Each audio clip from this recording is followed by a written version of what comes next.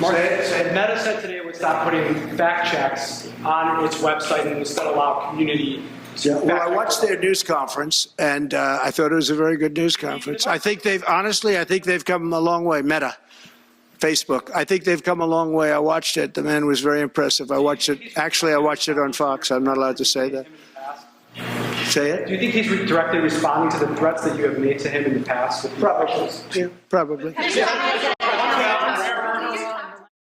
Welcome to the Ken Harbaugh Show. I've got Olivia Juliana back with me today. And Olivia, I'm going to, since we're talking about disinformation today, I'm going to read from your Truth Social bio. Olivia is a Texas Democratic strategist. All opinions are my own, are your own.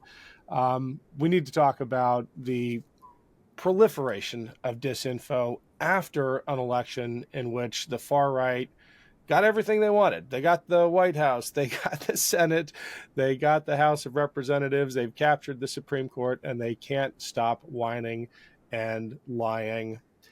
I don't know what the question is, but commiserate with me. Yeah, I mean, are we cooked? I've just been kind of looking around the last few weeks, and it's just like, okay. I think we all said before the election we're going to find out what kind of a country we are. And I think we just got a very clear answer as to what kind of a country we are. And I think it's up to those of us who see this for what it is to make it clear over the next 4 years exactly what it is they're doing, whether that's a legislative agenda, whether that's judicial activism in the right-wing sphere. We just have to constantly remind people what's going on and hold them accountable to the promises that they made. Personally speaking, I am still waiting for my eggs to be $2 a dozen. Yeah. So when those things start happening, I think that we can, we can hold their feet to the fire a little bit. It never ceases to amaze me how adaptable the far right is on seemingly all important issues, like the price of eggs, which you haven't heard about in weeks because we're talking about invading Greenland and Panama now. At the same time, lives are being destroyed across California because of the wildfires, and you have the president-elect spreading the dumbest and most damaging lies about it, and his, I don't know what we refer to Elon Musk as these days, but he's at the top of the disinformation food chain. I respect you for going on Truth Social, but it does seem like an uphill battle, doesn't it? Yeah, I mean, it really is, and especially as it regards to these political issues that are really affecting all of us. At the same time, Los Angeles is on fire. I'm here in Houston preparing for another grid failure here in Texas because of how cold it is. And so the fact that that's even going on and we can't have a conversation about climate change without DEI being brought up, it feels so ridiculous. And I certainly understand it really feels like we're swimming against the current. But I tell people all the time, clients or nonprofits will ask, do we need to be in these spaces still? And the answer is yes. They are counting on us being beaten down and feeling defeated and just giving up and leaving these spaces so that they can continue to pump out these things to normal everyday people who are not as tuned in with politics. So, when it comes to things like Twitter, when it comes to things like TikTok as well for spreading disinformation, we just saw Mark Zuckerberg roll back content regulations on Meta platforms.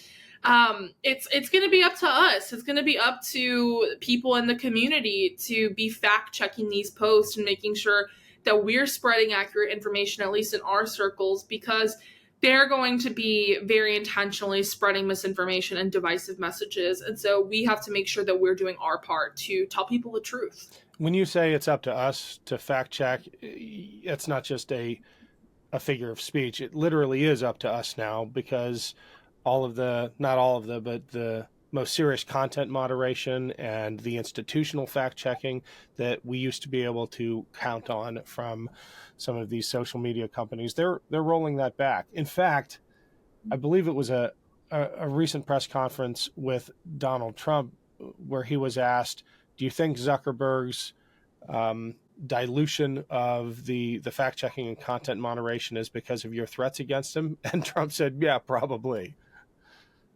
I mean, yeah, I think, let's call a spade a spade. Like, that's exactly what this is, people are afraid of what's coming. And I think it should be very, very telling that the owners of these major platforms have all but rolled over to Donald Trump, and that the mainstream media is losing their audience at extremely high numbers because people don't trust them to tell the truth, because they're afraid that Donald Trump is going to go after their certifications as reputable news outlets. Like, the fact that we're even having this conversation where the president is threatening reporters and journalists and also threatening the owners of some of the largest companies in the United States, which are also some of the largest employers in the tech industry in the United States. That is scary. That is not normal. And we should be calling it out for what it is, which is right-wing extremism. And I've already noticed this kind of, people downplaying Donald Trump or trying to soften him and make him look like this is a normal president. This is not a normal president. And we shouldn't treat him like a normal president. We should be honest about what the things he's trying to do are and about the threats that he's lobbed against people consistently over the last 8 years. It's Ken Harbaugh. Quick break here to let you know that we'd love to hear from you. Your comments, suggestions, thoughts about future topics and guests. Email us at info@thekenharbaughshow.com and make sure to rate and review us on iTunes or wherever you get your podcasts. Thanks, and back to the show. When you refer to people normalizing Trump, I assume you're not talking about his allies. You're talking now about people who used to be clear-headed and clear-eyed about the threat he posed. I'm thinking of Joe and Mika at MSNBC, who kind of started this trend of obeying in advance, to borrow the Tim Snyder quote. But you're seeing that all over the media now. And when it's coming from actual corporate executives, that should be the 5-alarm fire, not just, a Zuckerberg video in which he talks about a change in policy, but in the case of ABC News, actually a $15 million payoff for a suit they easily would have won. I'm talking about George Stephanopoulos referring to Trump's assault as a rape. You have these companies throwing money, not just paying lip service, but throwing money at Trump and in a specific instance, his inaugural fund. Apple gave $1 million, Facebook gave $1 million, Bezos gave $1 million, and this is not normal. They didn't do that for the Biden inaugural fund. It really is. It's even worse than obeying in advance. It's paying in advance. It is. It's paying in advance. And, it's not just these companies and corporations. I feel like we're starting to see Democratic politicians do the same thing. Tell me more. There's a select group of politicians, I think, who are kind of walking this really fine line. And I'm going to give them the benefit of the doubt right now. I'm talking about, Senator Fetterman, to be specific. And what I mean by that is I'm going to give them the benefit of the doubt because it's the responsibility of the adults in the room, at this point being the Democrats in the House and in the Senate, and in these state governments. It's going to be our responsibility to find the line between resistance and obstruction, because we don't want to be a minority in the way that Republicans were a minority over the past 2-4 years, where we're blocking bills that might actually help people, or we're beating back against legislation that could actually be a good thing just because we want to be contrarian to Donald Trump. And so I think that, that conversation we really need to have internally as a party, and if I'm in Democratic leadership, I would be having this conversation too, is finding the line between resisting the worst aspects of Donald Trump's presidency and obstructing the government from functioning at all.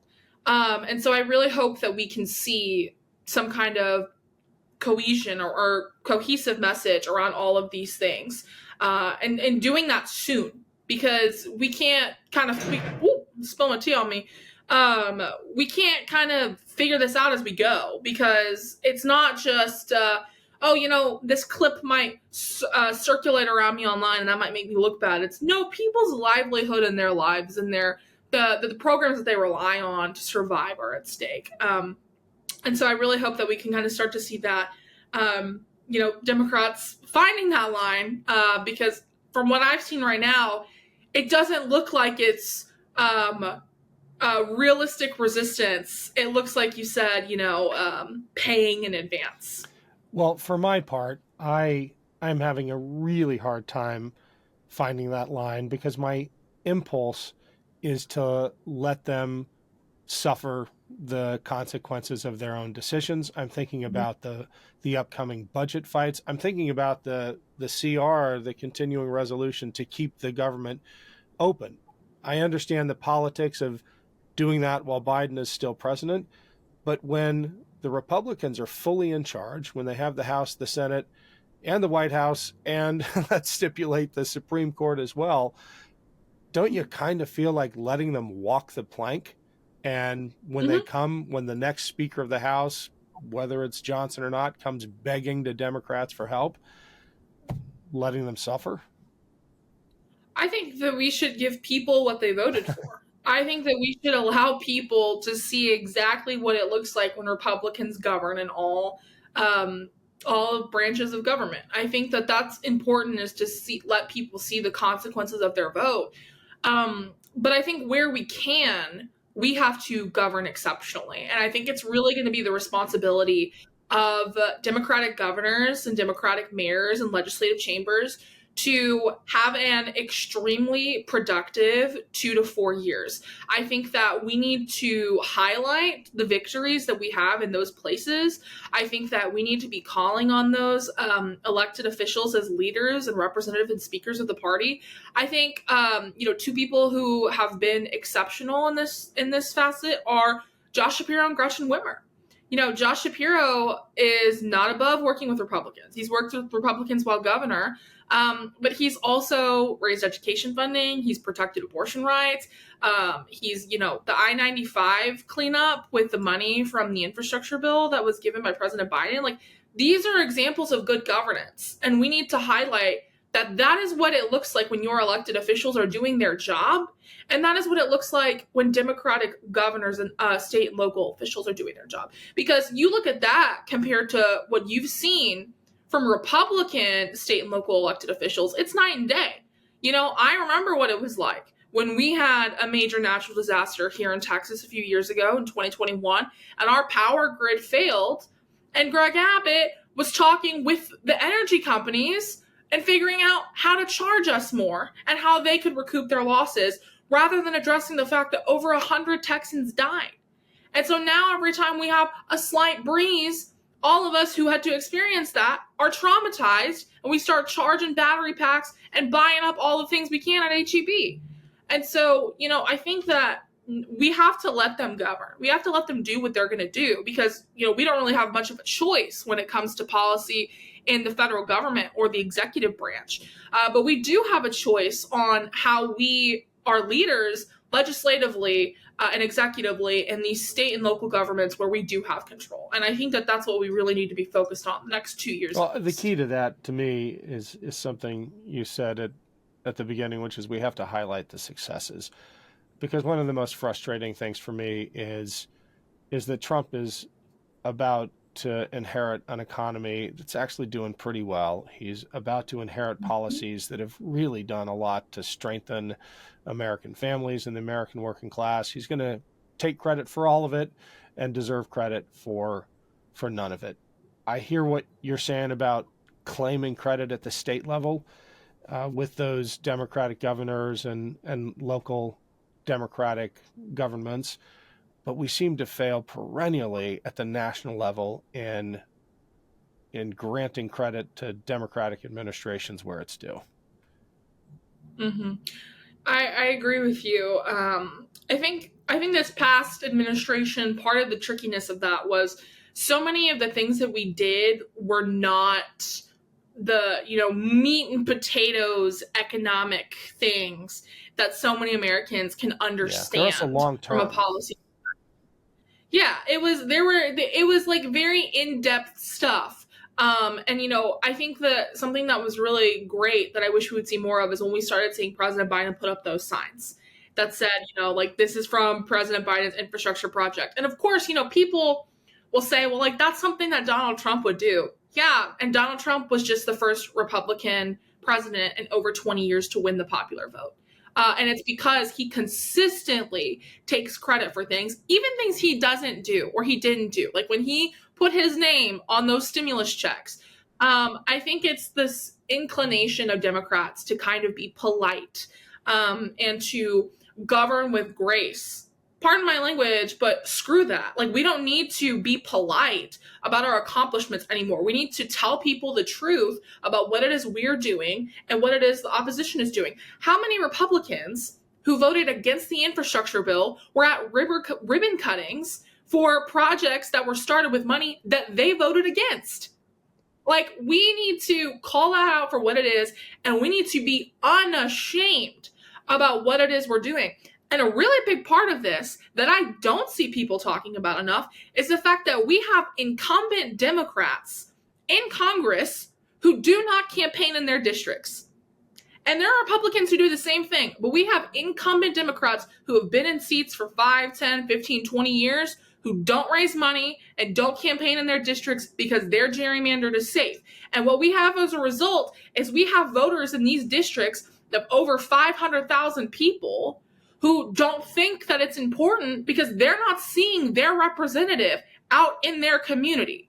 That is a problem that we have to rectify before we go into midterms, because if we don't, we're not going to see the gains that we could see, because we have the opportunity to do that now, and we should start setting the groundwork for that now. And that starts with holding Democrats accountable who have not been doing their part of telling people the truth about what's been going on in the Biden administration. Amen to all of that. What are you working on these days, and how can people learn more? We'll put notes in the show notes.